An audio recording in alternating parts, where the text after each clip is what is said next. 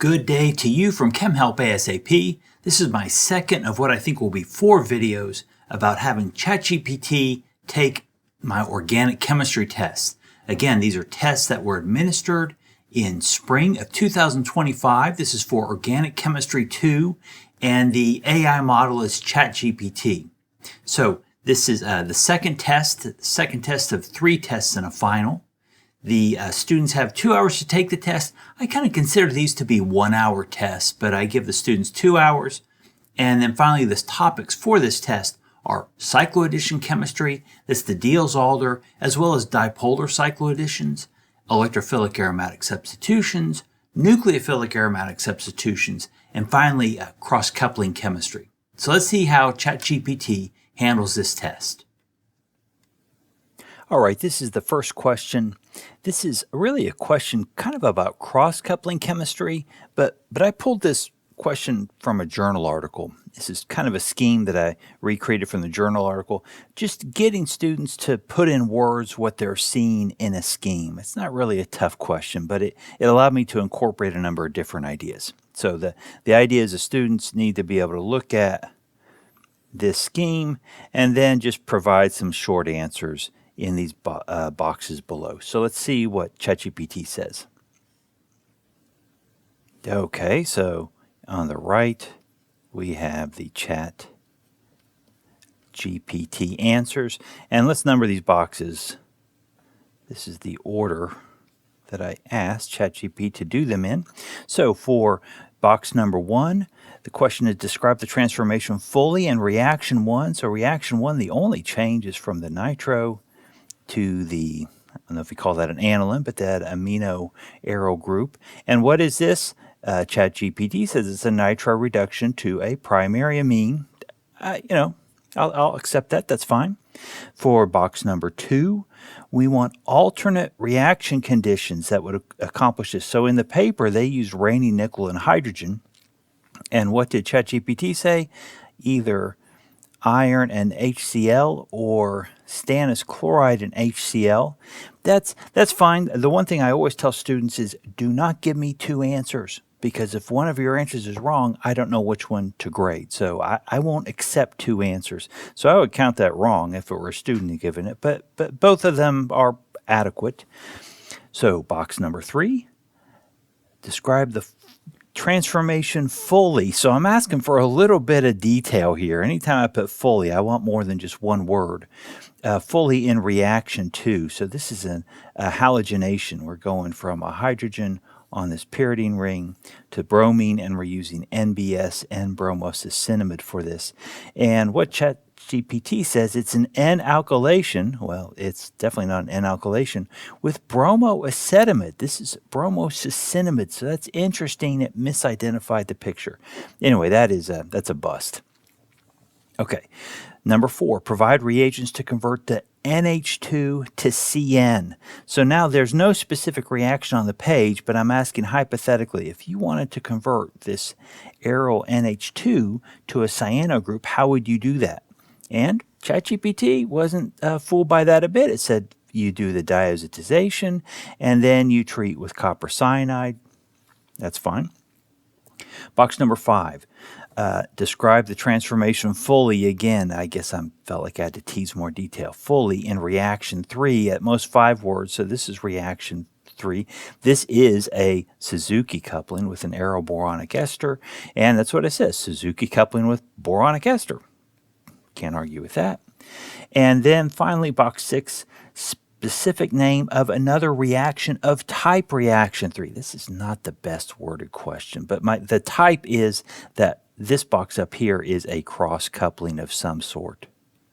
So I want just another within that family of cross-coupling. And it said a Heck reaction. This is really not a Heck reaction. But what I was angling for is kind of a Stille or a Negishi or something like this. So I would probably count that off to some degree. Okay, so that's question 1. Here we are for question 2.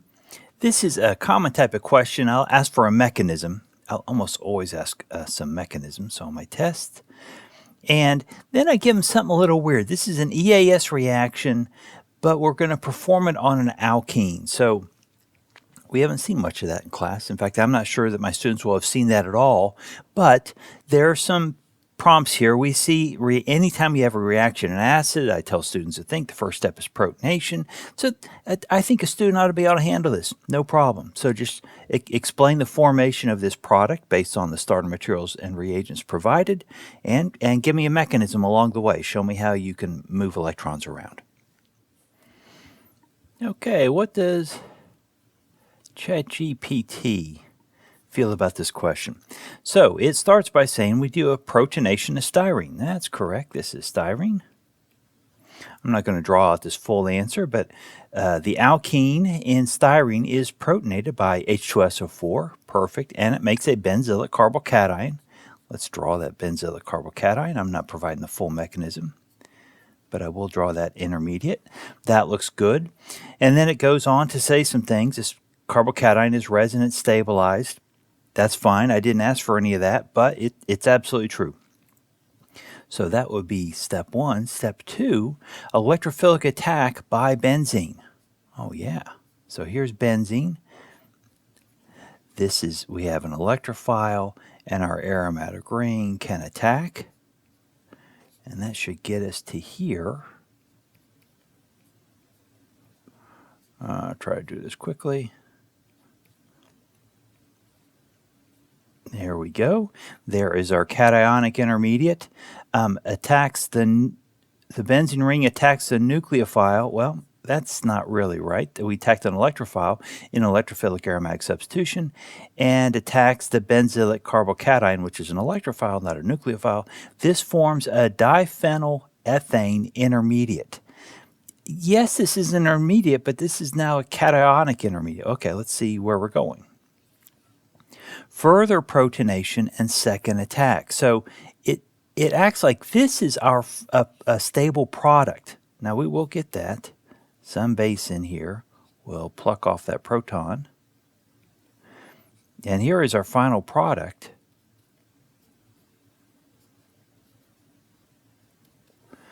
But then ChatGPT wants to do even more, a second attack. So the resulting product can again be protonated at the benzylic position, which is not true, or the alkene is gone. Make another carbocation, and then more benzene will attack, and we get a triphenylethane, which is not what our product is. So at this point, ChatGPT has some trouble. It imagines some reality that doesn't exist. Anyway, this is not a great answer, but the first step is absolutely correct, and at least part of this second step is correct.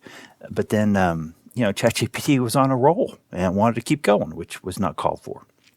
Okay, let's see question number 3. Here is another question. It's question 3. This is a synthesis question. I don't want mechanisms, not because I don't like mechanisms, but because it's going to make this box a mess if you include mechanisms. So the students are given different potential reagents they can use as carbon sources, and they need to construct this structure. So the student could do nucleophilic aromatic substitution to try to assemble this ring system. You could do some kind of coupling, a Buchwald-Hartwig coupling, and these are pathways a student should know based on what we've talked about in class. But they're probably going to assemble this in 2 pieces. They'll maybe make the left half and then the right half, and then bring them together at the end. So that's kind of what I'm thinking in this. Note that this will take several steps, and I'm curious to see what ChatGPT does in a longer, more complicated synthesis. Okay, again, we have ChatGPT on the right. And it says the target is 4-nitrophenyl and 4-methylphenylmethanamine. I don't know what the heck that is. But I'll tell you, this is not a 4-nitro group. This is actually, this would be the 4-nitro group. This is a 3-nitro. So regardless, the target is misidentified. I'm not sure if that means we're going to make the wrong structure, but this raises red flags from the get-go. And note that the student doesn't have to name the molecule. So the ChatGPT is just kind of showing off and doing a flex here. So where does it start with? It starts with benzene, and we're going to do a nitration to make nitrobenzene. Great. great, I guess. And then we're going to do a parabromination, but the problem is the nitro group is a meta-director. So this bromination, and there are no reagents provided, let's just go kind of old school. It wants to do this, which we could make if we did the bromination first and the nitration second. But we're going to see the bromo there, if anywhere. So this is already kind of off to a rocky start. But, it does think it wants this 1-4 relationship based on the name. So I'm not sure where the hang-up is because I didn't ask ChatGPT what its problem was, but that's what it did. So now we're starting again. Step 2, we're going to start with a fresh benzene ring. So ChatGPT is breaking up this synthesis into 2 parts. And it starts with a Friedel-Crafts. We're going to put a methyl group on to make toluene, which is fine. And then we're going to treat benzyl chloride. Benzyl chloride, we don't have benzyl chloride, we have toluene. So benzyl chloride with NBS, I don't know where this is coming from. I think we're going to treat toluene with NBS, and we get 4-methyl benzyl chloride.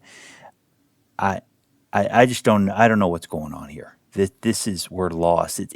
We have a chlorine in the molecule, but this is a stumper. This, based on the name, this is what it's saying we're going to get. We're going to get benzyl chloride with a 4-methyl group on it. But I'm not sure where the extra carbons came from. So anyway, that's a surprise. And then we're going to treat this with azide to get this, but you really don't see this in our structure anywhere. And this gets into the methanamine name. It's off the rails here. And then we can reduce the azide to the amine. Okay, that step would work. It's not going to help us make our product. And then it looks like it wants to treat this compound with this amine that it just made.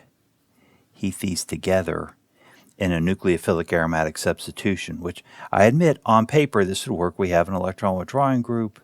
I prefer something rather than a bromide there, but in theory, you heat this up and up, it'll work. But it's not going to give us to our target compound. Maybe that is what it's trying to name here. So this is a bust, and this doesn't surprise me. This is a long process, and I think once you start stringing multiple ideas together, you have a much higher probability that ChatGPT is going to take you to an imaginary place. So I expected this to be a problem for ChatGPT, and it was. It's not a surprise. Sometimes these are the challenge for me or my students, so it's not surprising ChatGPT has trouble. This is question number 4. This is, I love this kind of question, but I typically only use this question when I'm having a hard time coming up with questions on my test. So this is basically one big question that gives 6 short answer opportunities to just probe on different. It lets me bring in multiple different topics into one question, but it's a little bit of a cop-out type question. Anyway, let's see how ChatGPT fills in these boxes. Okay, question 4 from ChatGPT. Let's go ahead and number these boxes. This is the order in which ChatGPT is giving its answers. For box number 1, it gives this structure, or at least it writes it out, as a condensed structural formula to give that. And note that is an incorrect answer. We're looking for an alkyl halide that rearranges from secondary to tertiary carbocation during an EAS reaction, so like a Friedel-Crafts alkylation. This would give a secondary, but this can't do anything simple to give us a tertiary carbocation. What's interesting is that the name provided for the structure does not match the structure. The name indicates this. So that is 2-chloro-3,3-dimethylbutane. And this would be a valid answer because this structure could do a methyl shift if it formed a carbocation. And I will comment, I don't expect my students to think in terms of methyl shifts. I anticipate students will their go-to answer will be to look for a hydride shift. But anyway, this would be a valid answer. I don't know how I'd grade that, but anyway, it's kind of a conflicting answer there. Now, for problem number 2, ChatGPT does what I love, give 2 potential answers. That drives me crazy, and my students know it, and they know to avoid it. But let's look at the top answer. Trans-trans 1,4-diphenyl 1,3-butadiene. So I'm going to draw this in the S-cis, and let's put the phenols in there. And the question is, draw a diene, this is a diene, that is unable to undergo a Diels-Alder cycloaddition. Well, this is fine. So that is completely incorrect. Now, maybe it meant to say something like this. Maybe it wanted the cis-cis, which would, from a conformation standpoint, be a problem. But it didn't say that. It said trans-trans. So the other answer was trans 1,3-butadiene.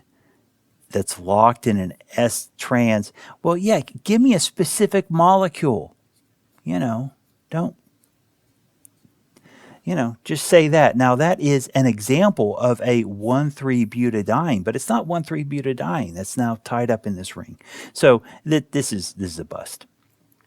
Number 3, let's read the question first. A benzene ring with 1 electron withdrawing group and a halide with nothing else, don't add stuff, that will not undergo a nucleophilic aromatic substitution. And so ChatGPT sees through this pretty quickly. If the electron withdrawing group is ortho or para, then you get the reaction. If the electron withdrawing group is meta, the reaction is disfavored. So it says, okay, do meta nitro and chloro. So that's totally correct.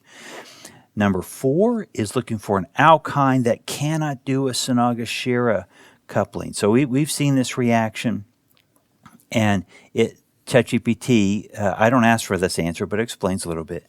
It needs a terminal alkyne. Internal alkynes cannot react, and it gives this answer. Just any internal alkyne. Totally correct. A ketone that cannot undergo a Clemmensen reduction. And it mentions a cyclohexanone with an acid-sensitive protecting group like an acetal. Now, I have to interpret what it means, but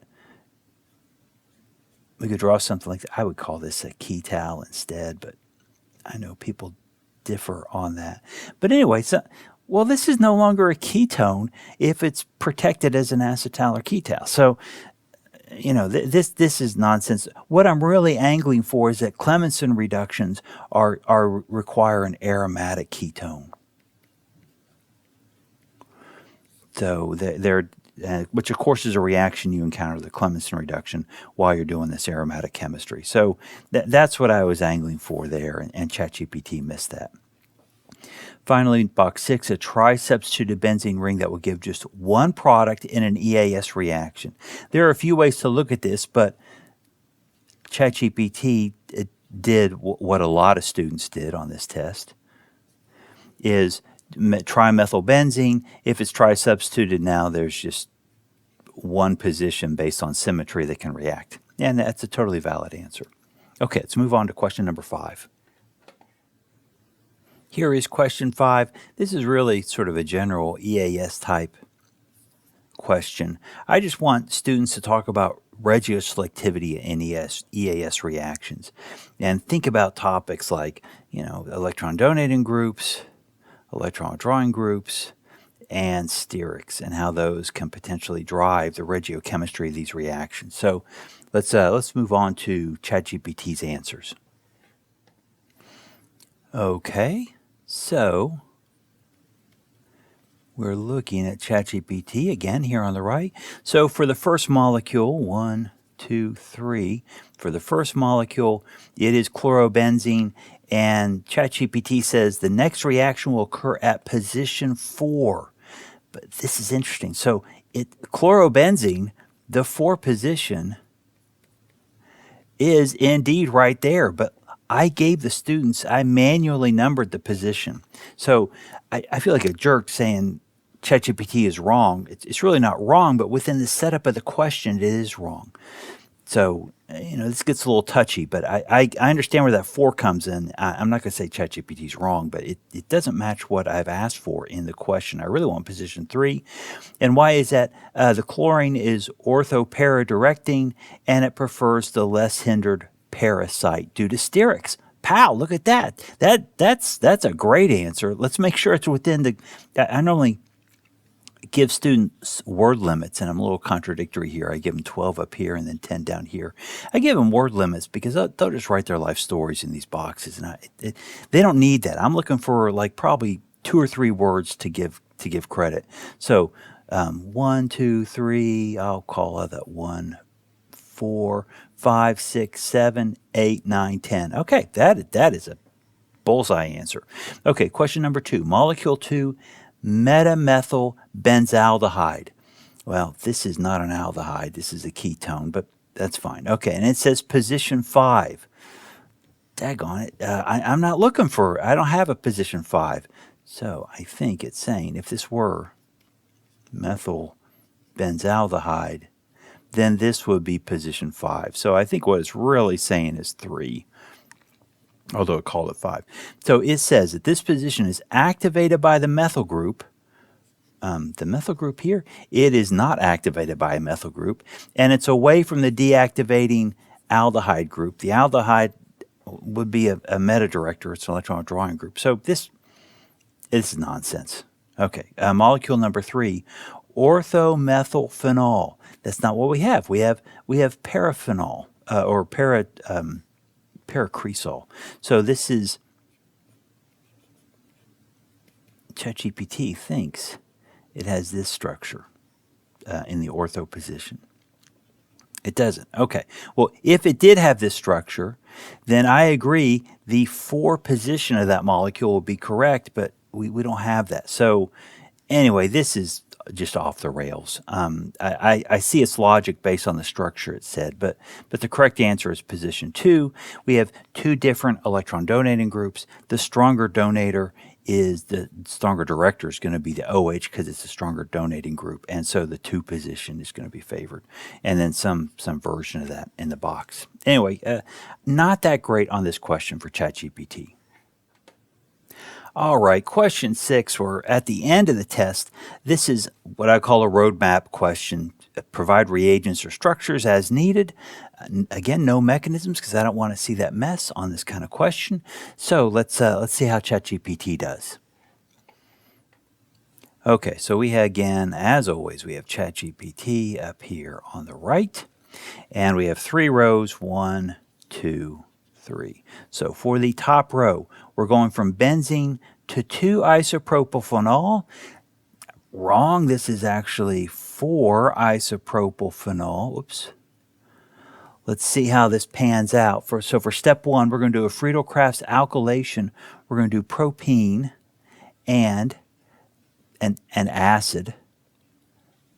Okay, I'm fine with that. These aren't the reagents my students would typically use, and we wouldn't use an alkene, but that's okay. And that will give isopropylbenzene. I would accept this so far. And then step 2, we're going to do an oxidation to the phenol derivative. And it just says to use air and acid. This is not a reaction that we've seen in class. And I tell students I won't accept reactions that we haven't seen in class. So, and that's to keep students from just looking up just anything that they can find on the internet. I do allow students to use the internet while they take these tests. So I tell them you have to stay within our realm of experience to make sure we're not getting into that the scope of the reaction is appropriate for what you're proposing. And students don't have the ability to often understand what the scope of the reaction fully is. So what I'm looking for in this box is something kind of laborious. Nitration, diazotization, react with water to get the phenol on there. But this would be a no-go for my class. Okay, let's look at the middle row. Middle row, we're going from acetylene to mesitylene. Well, this product is not mesitylene, so this is going to be a problem. And how does it want to do this? Well, we'll do an alkyne trimerization, a cyclotrimerization, and the problem is, if we want to go to acetylene, we don't want acetylene. We need methylacetylene. And it's not like I know a whole lot about cyclotrimerizations anyway, but that's what we need. And we need some kind of catalyst. We haven't seen this kind of stuff. So this is a complete bust. I want a Sonogashira to get to this product, and then a Diels-Alder to get that final product. And candidly, this is a pretty tough question. So sorry, ChatGPT. Now, the bottom row, we're going to go from benzene to 4-amino benzoic acid. This is not 4-amino. This is actually 3-amino. So we know we're going to hit some bumps. So first, we're going to do a nitration. That's fine. That would give us the nitro compound. And then we do an oxidation. And let's start from toluene. I don't give you toluene. I give you benzene. But had you made benzene, started with toluene, you could have gotten there. And then the oxidation would have indeed given you 4-amino benzoic acid.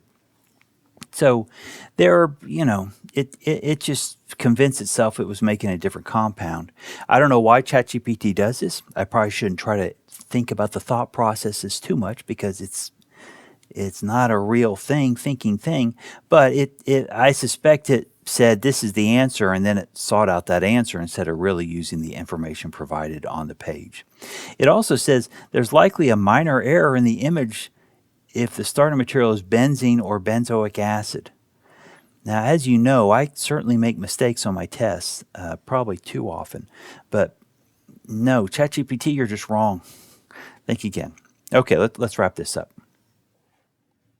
So how did ChatGPT do? Not that great, but I don't think that's a surprise. As you get deeper into a topic like organic chemistry, the ideas start to stack up on top of each other. And the idea that ChatGPT is going to go out onto the web and find a direct precedent for any exact application that's being asked is going to be more and more difficult. So ChatGPT is going to have a harder and harder time delivering. Will it get better? I bet it does. And it may happen pretty quickly. But it's not surprising that ChatGPT has trouble with some of the concepts on an organic 2 test, where you're asking for synthesis and that sort of thing. So regardless, hope you enjoyed this. Hope it was helpful for you as an instructor in your class. If you have anything to share about problems you've encountered in your class with ChatGPT, or what ChatGPT does well or doesn't do well, or any of the other generative AIs, Grok, whatever, please share them in the discussion. Take care. Thank you again for your attention.